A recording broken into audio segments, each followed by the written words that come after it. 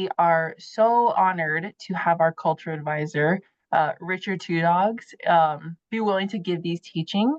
These teachings are sponsored by Prairie Edge here in Rapid City, so we are so thankful for that as well. But I will go ahead and turn it over. If you wouldn't mind putting your questions in the chat, maybe as they come up, or even at the end, just so I can ask them.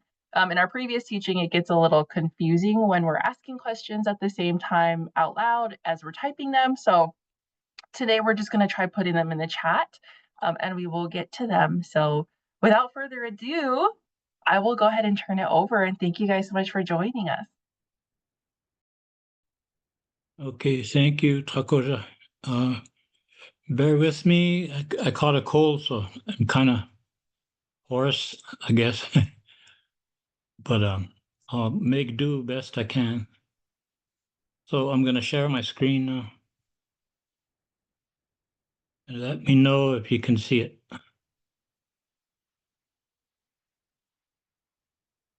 Can you see my screen? Yes, we can see it. Okay.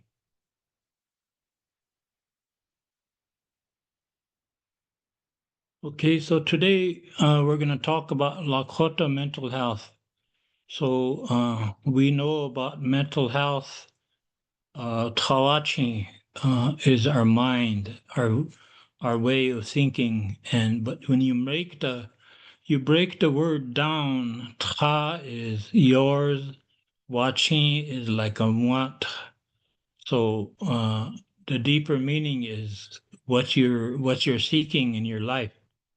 A lot of times we have different things that affect our life. Different things that shaped our personality. And early on, historically, children were taught from the beginning.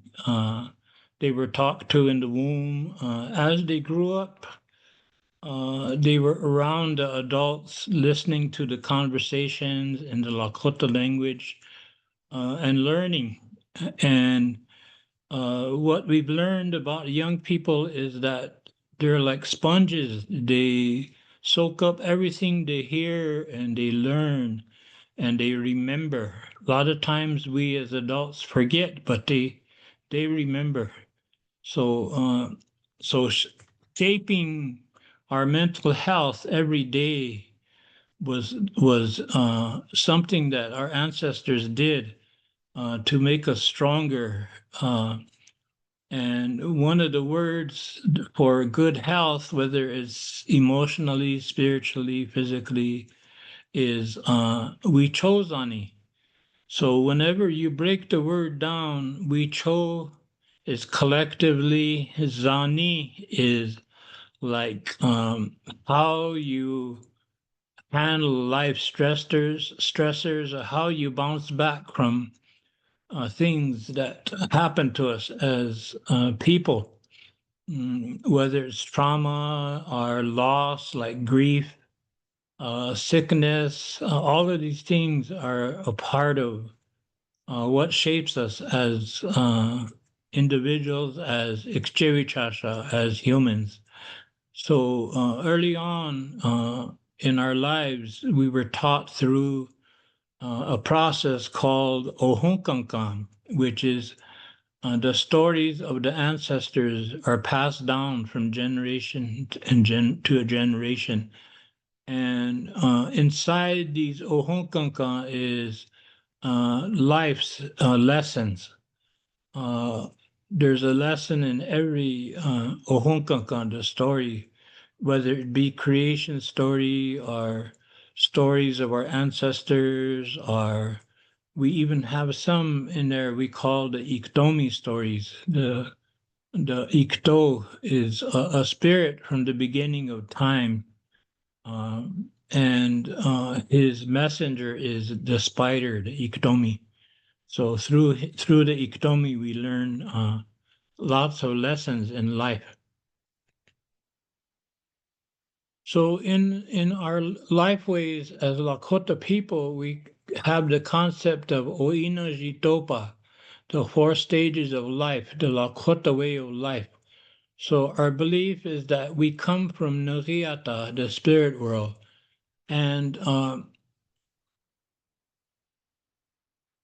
so before we even enter this world, our our ancestors long ago would nurture the spirit and the body of the child that's still in the womb.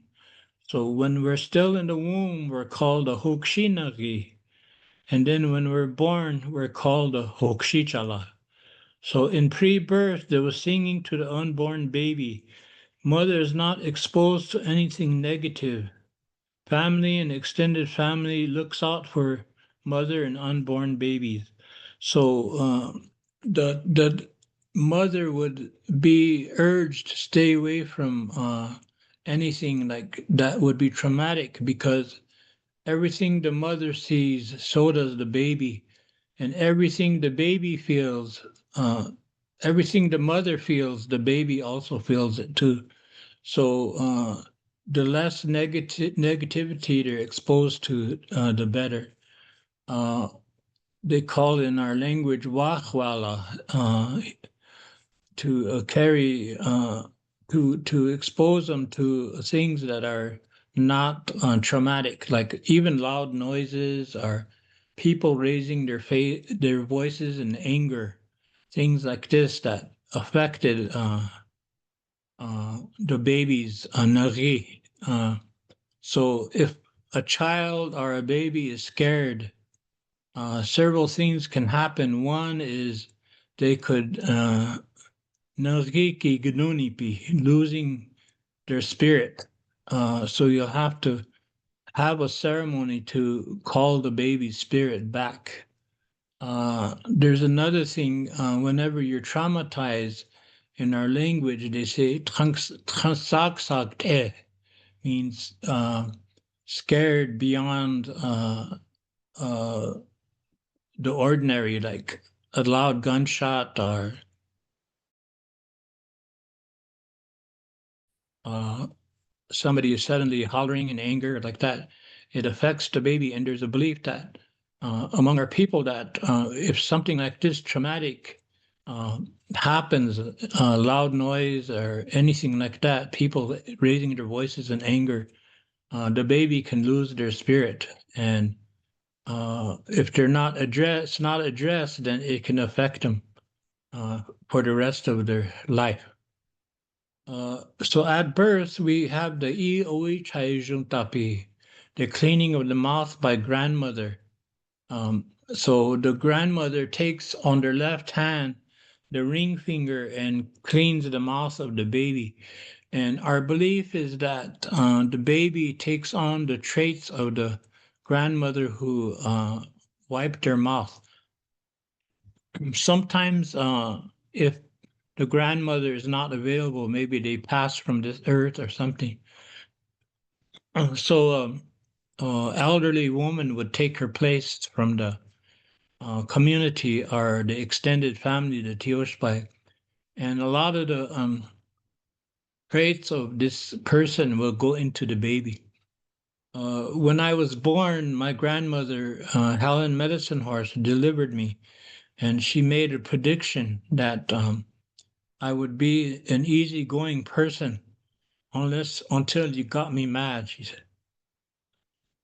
So, um, so a prediction is made, and sometimes the Lakota name is given immediately, sometimes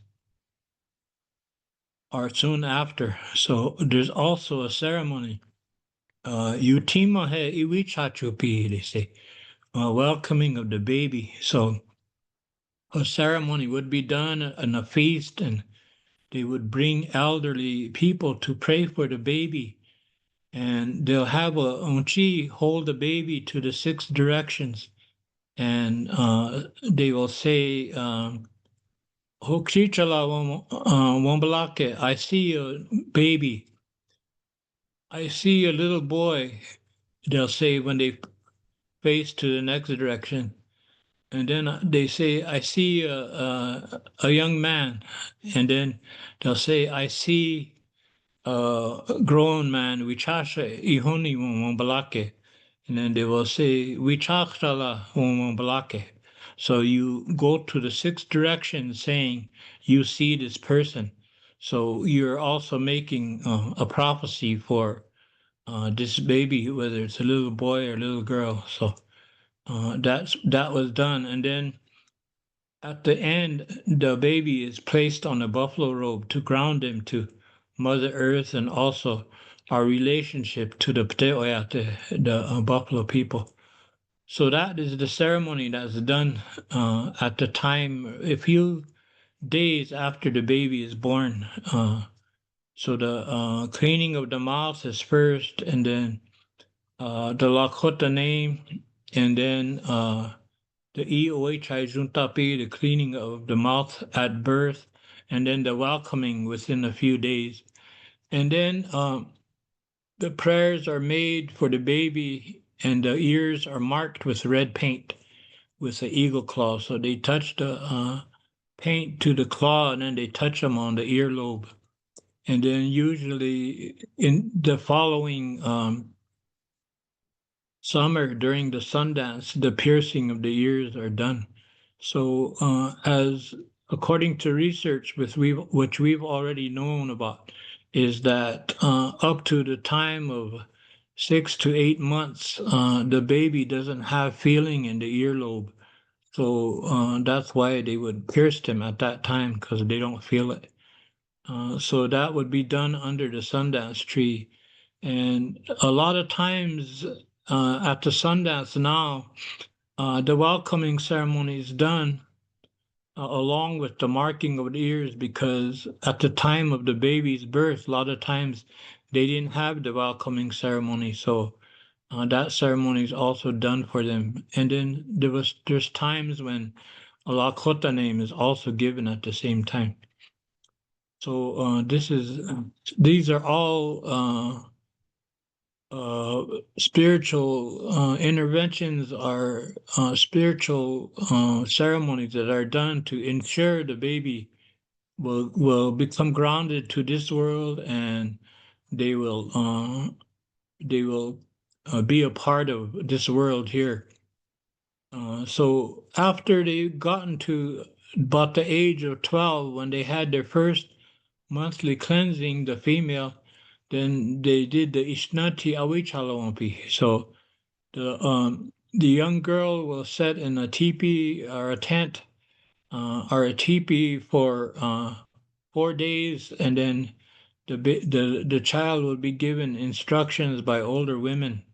And one of the things that they do is they start like a project, like maybe a knife case, or uh, they call them a striker bags or a wok pan, and they bead part of it. And they say that you strive during these 4 days to finish what you set out to do, your project. Or they say if you don't finish, then they say this young girl will always like give up on whatever she's doing. So it's important because it's a spiritual ceremony that they complete their projects. So that ceremony is done for them, and like I said, each day they're given instructions by older women on how to conduct themselves and how to be industrious young women and grow up to carry the virtues of a Lakota woman. And so they have this ceremony for them, and then at the end of the fourth day, the young girl is dressed in her finest clothes traditionally, and they pray for her, and then they um, they braid her hair and they paint her face, and then they move her braids to the front, signifying that she is now a woman. And she's brought out of the lodge and then presented to the people, and song will be sung for them, and they're no longer a little girl or a child. They're now a young woman. So this ceremony is still done to this day. And for the males, At around whenever their voice changes, wana hotrok chapi, they say, their voices change. They ready them, get them ready, the older males, the uncles, the older cousins, and they go into 4 nights of inipi, and then they're given instruction in the inipi on how to conduct themselves as young men and to grow up to be a strong Lakota man, and they're reminded of their duties as a man, as a protector of the Ohunkishni, the women, the infirm, the children. And so they go on either a deer hunt or a buffalo hunt, and then the meat is either distributed among people, especially the elderly, or in some cases I've seen where the meat is used to feed the people at a Sundance. So when I was young, my father took me on my hunt to uh, to become a man. So I shot a deer, and my dad and I, we field dressed it, we gutted it, and then we took it to this elderly couple that lived a little ways from us in the town of Pine Ridge. And then we took it to him, and the deer to them, and then my father told him why we were giving it to him and stuff. So the unchi came out, and uh, she did a lili 4 times for me, and then the old man sang a song for me to honor me. And then my father helped both of the and also myself helped an elderly man and a woman, and we cut up the deer, and we the unchi right away start making dried meat out of it. So that was my Vichasha Ihuni ceremony. So in that time, we passed into the next quadrant of life is from 12 to 21. So it's during this time that a lot of times are the young people, because these ceremonies are no longer there, are intact. It's in this time that a lot of our young people, the young girls and young boys, turn to alcohol and drinking. But long ago, their teachings and their path that was chosen for them was continue on. So another thing that was done during that time, right around when their voice changes, was they went on a humblecha, a vision quest to seek direction in what your role in this life is going to be. You see, whatever gifts you have, or whatever, however you're going to live among the people, um, whatever gifts you're going to have and how you're going to help the people, you learn that. And then you go from there into age 21 or above. So this is about the time when you establish your own family and you begin the process of passing on the teachings to your children. Uh, and so you raise your children according to how you were raised. And with the same teachings, you tell your children about the Ohunkanka, the creation stories, the Otrokahe Wichoyake, we call them, the creation stories. And a lot of teachings go into these creation stories, and there's even prophecies within these uh, creation stories. And then at around the age of 50, we enter into the elder role. So you includes providing teachings, ensuring social custom and spiritual order. So those things are taught. So I've seen times when elders would get up somewhere, and if they saw something that wasn't right, they would tell the young people that they're doing it, um, not doing it according to protocol. And they do it in a way that is like a teaching mechanism, not really to shame them or, put them in their place, but to teach them the right way.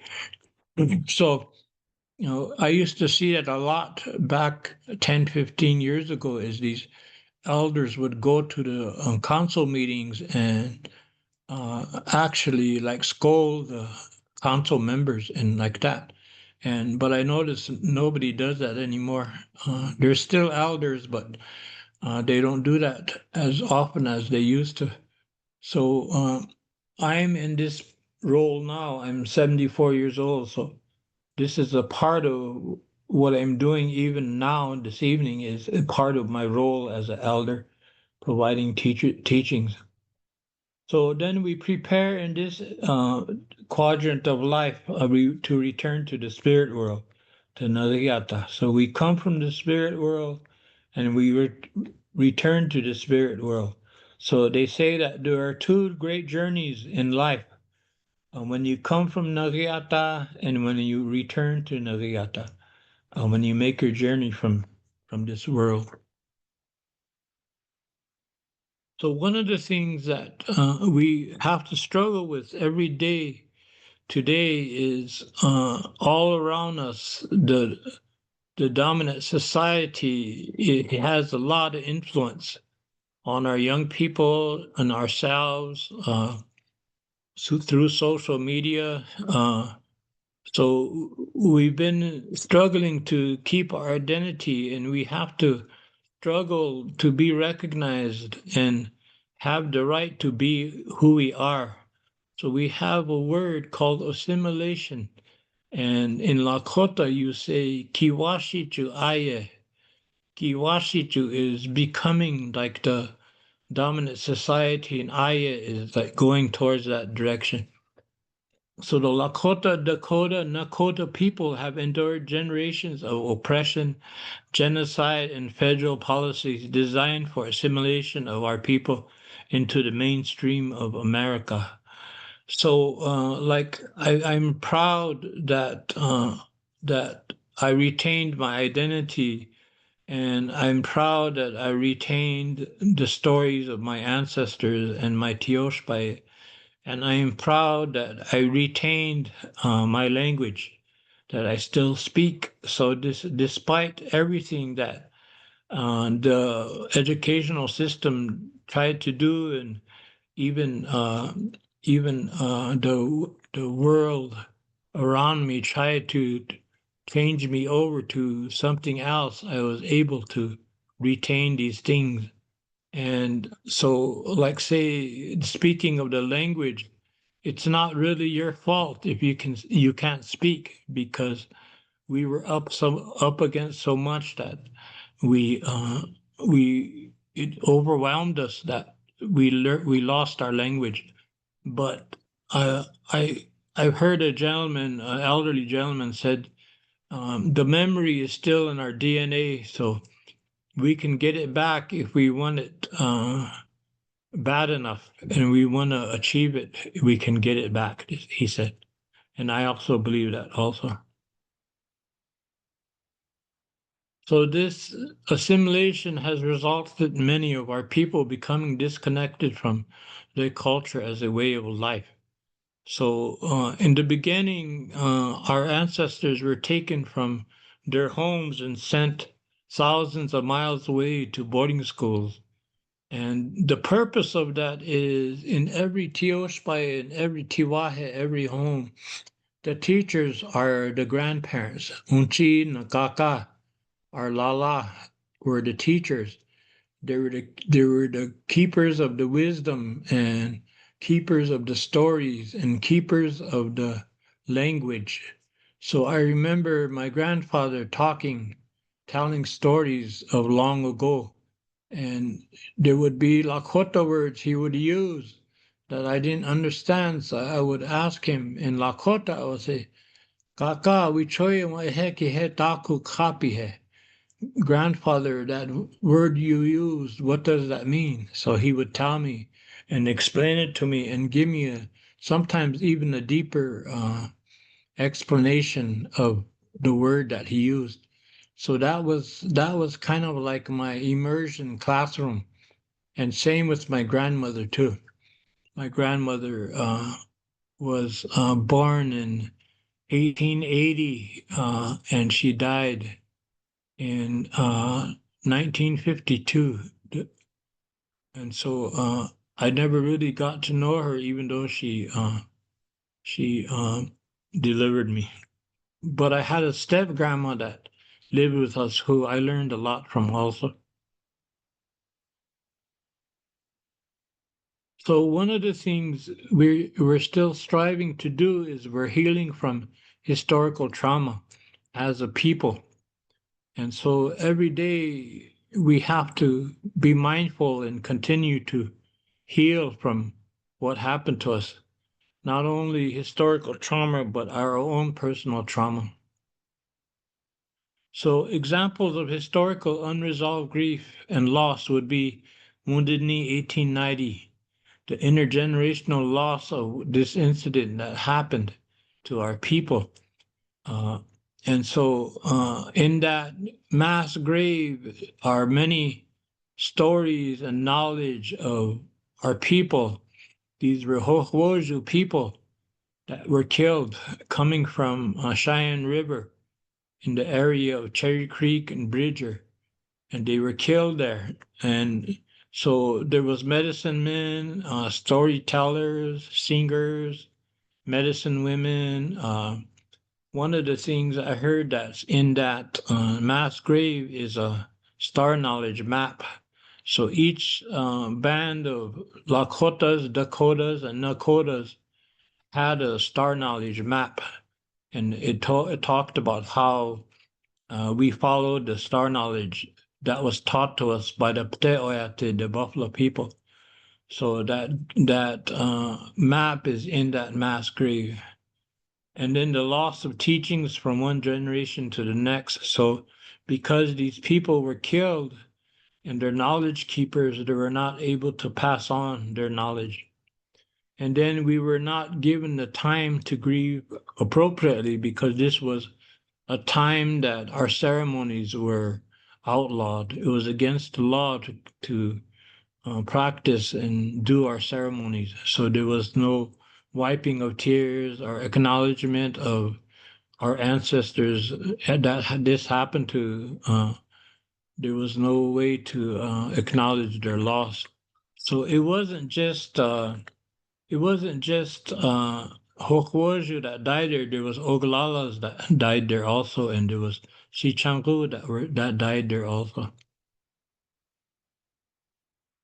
So we have words for historical trauma, like the ancestors at Wounded Knee Massacre. So the word is historical trauma is the negativity that was passed down is called Iowanye. So Iowanye is our word for historical trauma. Grandparents and the parents who were there, their children were sent to boarding schools, and the wotake and the kinship was weakened.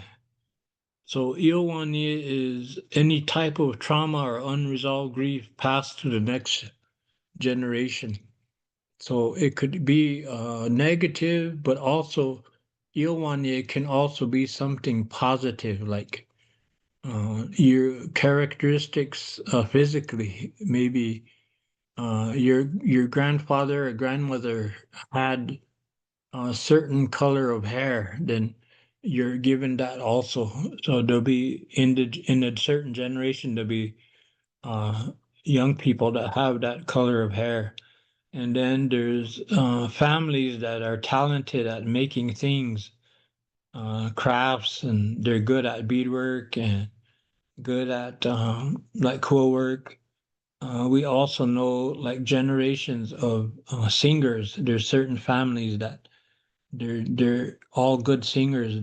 They're generations of people that can sing and different things like this. So whatever is negative that's passed down is also could be positive too. So, and then we have a word called wokapcha, means international, intergenerational transference of negativity. So that's the one I was talking about. So one example of wokapcha is a family, there was a family that carried medicine. And back around World War II, one of the men in this family killed his brother-in-law. So it wasn't addressed in a spiritual way. They didn't go into inipi. They didn't wipe themselves with sage and put on new clothes. So it went to the next generation, Yowanye. The woke up went to the next generation and it affected them. Uh, so a lot of this generation got into trouble. They ended up going to prison. And so, and the next generation also, and even the next generation, all that happened to all of them. So that is what is called woke up. So the Oina Jitopa, the fourth stage of life, there's a concept called the interrupted journey. So today we live in this interrupted journey. The interruptions began at an early age for the children. There was interruptions that began, like examples would be abandonment, sexual abuse, trauma at age 3. Uh, so these ceremonies that I talked about, the wiping of the cleaning of the mouth and the naming ceremonies, the welcoming ceremonies, these have stopped being done for a while now, but it's being reinstated and it's coming back. The Ishnati Awichalona ceremony stopped for a while, but it's coming back. The Wichasha Ihuni ceremony stopped for a while, but it's coming back. But in the statistics show that age 12 on nowadays are suffering from high rates of suicide. As we all know in our communities, we all probably know somebody that passed away from suicide, young people. So this is an example of what the um, results of not having these ceremonies in place. We're seeing it not only with suicide, but also the high rates of alcoholism and drug use. So instead of our ancestors, uh, having families and teaching them, a lot of our relatives are living on the streets. They're succumbed to alcoholism and drug addiction, and many are in prison. When I go into the prison at Sioux Falls to have sweat lodge ceremony with them, it's about 60% native inside there. So um, the high rates of inmates, the high rate of our people being in there, you can see it, and even in the JDC here in Rapid City, it's like predominantly native youth that are inside there. And then we die at an early age, around 45 to 50, and in females, early 50s. There's no elders to pass on teachings or keep social custom or spiritual order like before. So one of the things that we use to heal ourselves is called a wopakinte, a spiritual cleansing. So one of the healing ceremonies that is relevant is the wopakinte or wiping off ceremony, in which the individual goes into the inipi. After the inipi, an elder or older person wipes the individual off a sage. If an elder is not available, the individual can wipe him or herself off with sage. This signifies wiping away the spiritual residue left by the intergenerational trauma experienced by our ancestors and ultimately transferred to the next generation, as well as the individual's own personal trauma. So what they experienced themselves. So it is a Lakota belief that everything has a spirit. Therefore, grief, loss, anger, and rage have a spirit, and without a Wopakinte, individuals can become burdened and become vulnerable. This cultural intervention, along with other interventions, can prevent transmission of negativity and can lead to a renewed sense of strength. So So today, many people have experienced trauma, but have not had the opportunity to heal through indigenous cultural interventions due to many factors, including rejections or fear of the culture, no knowledge that such help exists, or little support in accessing such services. Um, Okay, about conflict checking.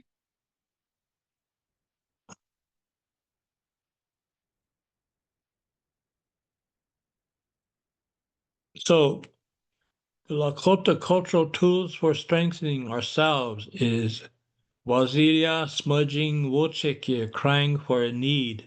That's the deeper concept or translation for wochekir. A lot of people use prayer, which is true also, but what you're crying for is a need. Ompo Ichakpi Chekyapi, praying to the morning star. So every morning when you wake up early, you pray to the morning star that you'll have a good day and nothing traumatic would happen that day.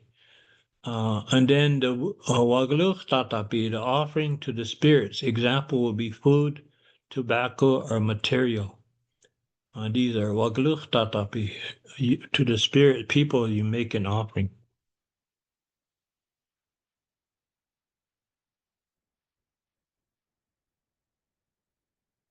So the Lakota cultural tools would be Mani Yuhawa Chekapi, praying with water every morning before drinking it.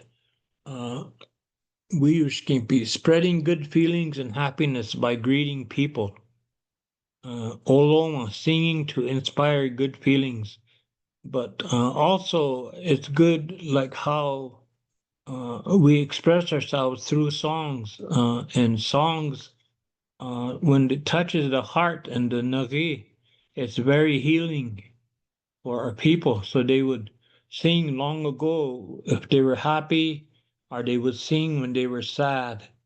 And I used to hear my grandmother, who survived Wounded Knee Massacre, she would remember the things that she experienced there.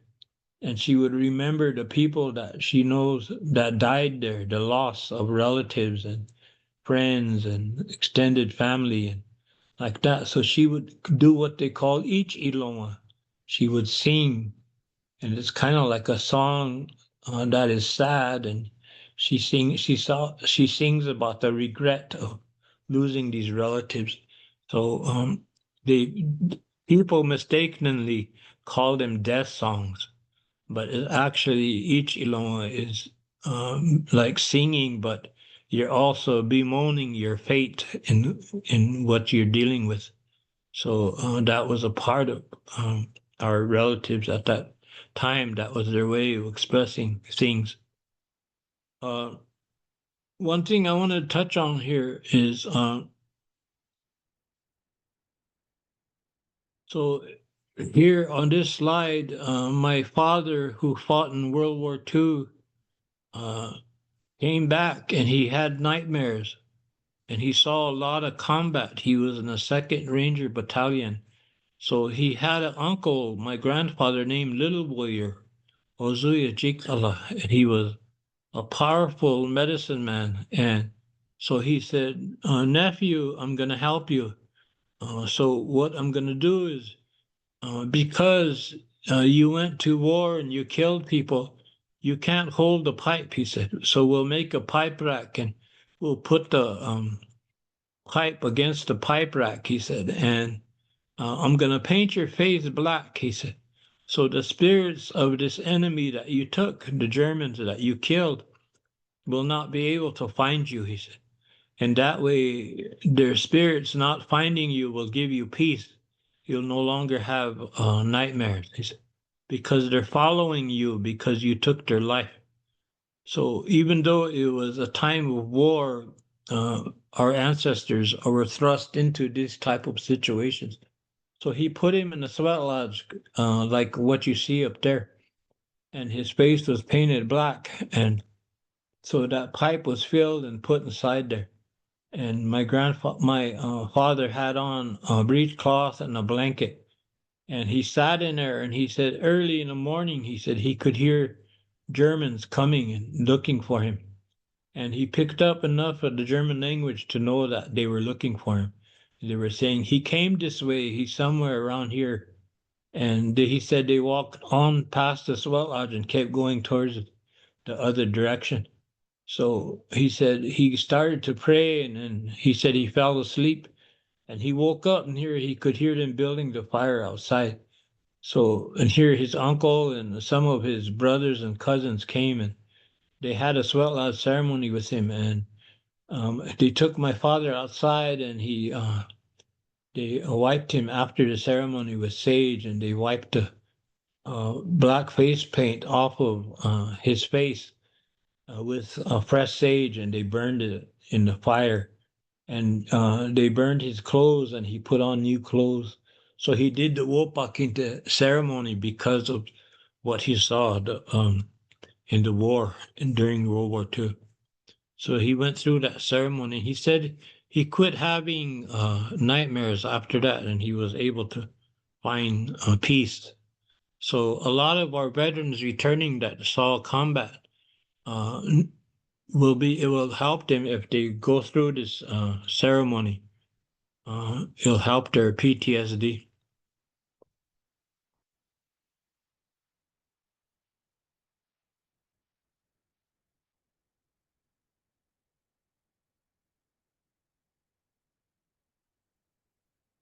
Okay, so that concludes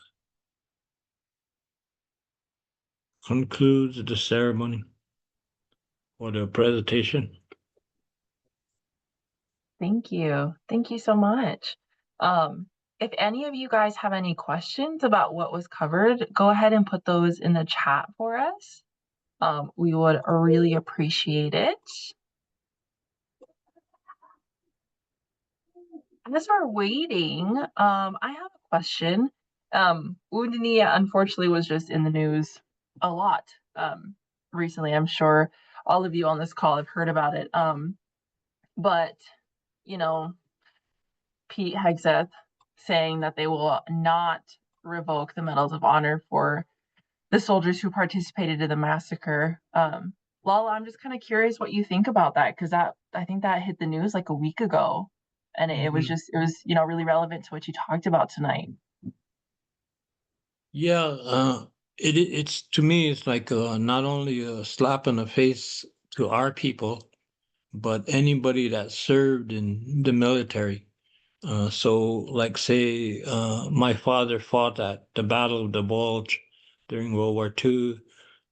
He was at D-Day, Omaha Beach, and all of these encounters, both World War I, World War II, Vietnam, Desert Storm, never in one single battle has that many medals of honor been given to the soldiers for their heroism and what they did in these battles. Yet at Wounded Knee, this number of medals that were given is for killing unarmed women and children and men is like a slap in the face to every veteran, no matter what race you're from or like that. So, but it doesn't surprise me, this administration.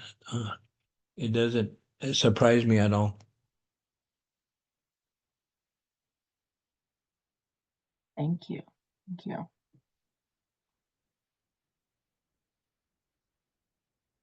So far in the chat, we're getting a lot of thank yous. Thank you so much for your extensive knowledge. Hmm.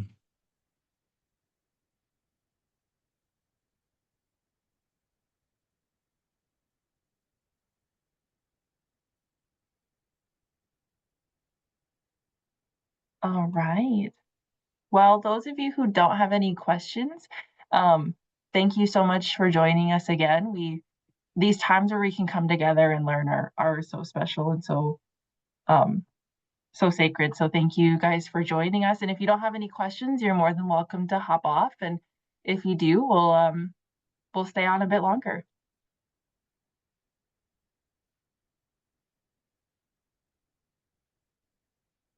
Oh, perfect. All right, I do see some questions coming in, so I'll just go ahead and ask them as they come in. One of the questions was asking about the protocol or wondering about the protocol for asking for a Wopaking Day. Well, you would approach an elder or a spiritual leader, and then you would give them an offering of tobacco, and then you would tell your state why you wanted a wopakinte, why you wanted it, and then they'll help you. So, like say in the case of somebody that can't return from war, then it's usually it's somebody that been to war that will do the wiping of that person. So you would approach maybe a spiritual leader and then arrange to have a person there that's a combat veteran that could do the wiping for the person that also went to war. Perfect. So here's another question, which I'm sure you can relate to, just speaking about the previous experience you've had working with, for example, people in jails. Some choose to keep picking the trauma after ceremonies have been held for them. Is that the person or the ceremony folks? Is the question. It might be, there's instances where they're not sharing completely their experiences or what might be the root of their trauma. So they might be holding something back. So that's why they're not getting the help like they should.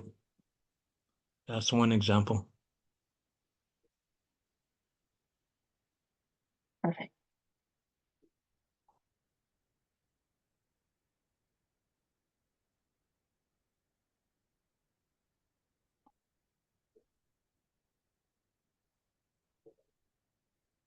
I'm not seeing any other questions come through yet. So if you're typing, I'll give you some time still.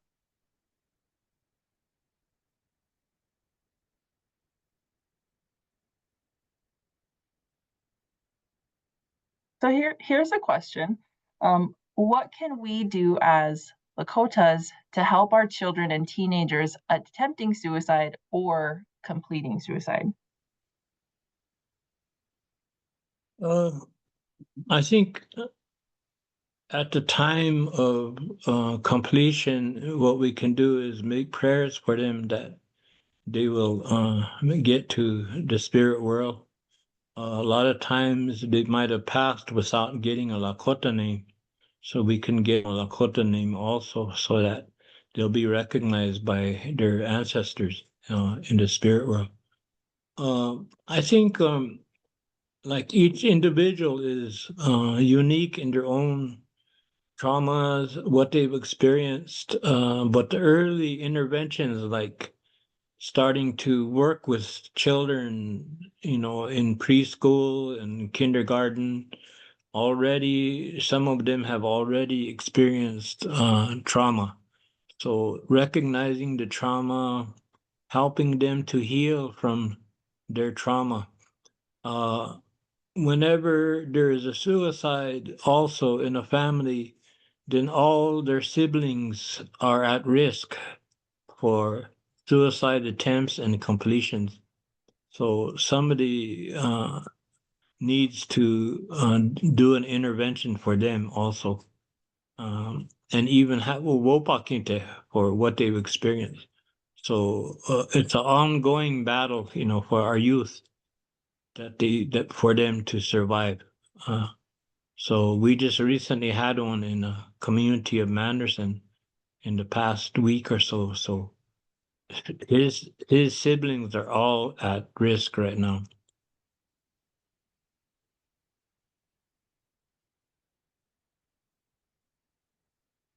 Thank you.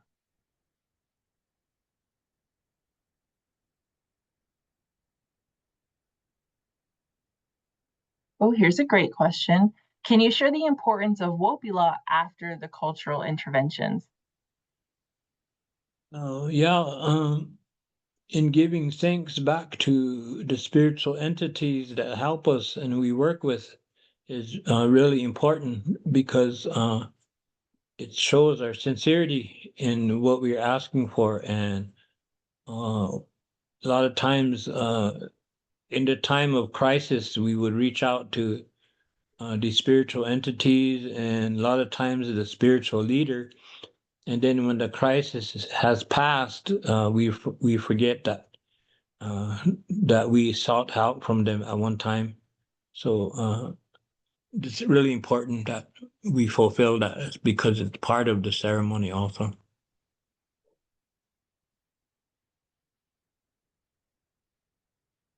Thank you.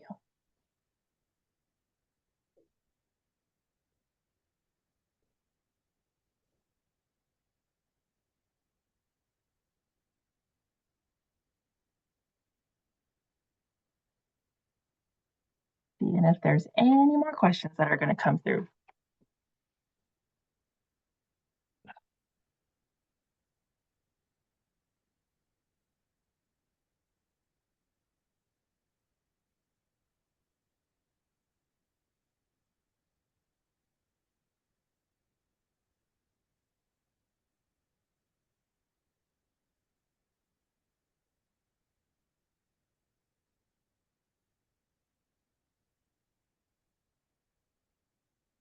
All right. Well, I am not seeing any more questions coming through.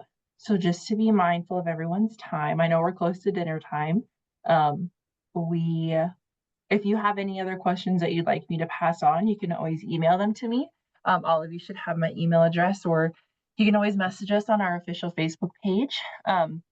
This teaching will be posted to our official YouTube channel, and I will go ahead and share that out as well after it's posted. Otherwise, I hope you guys have a wonderful week and enjoy the fall weather. Okay, everybody have a good evening. Thank you.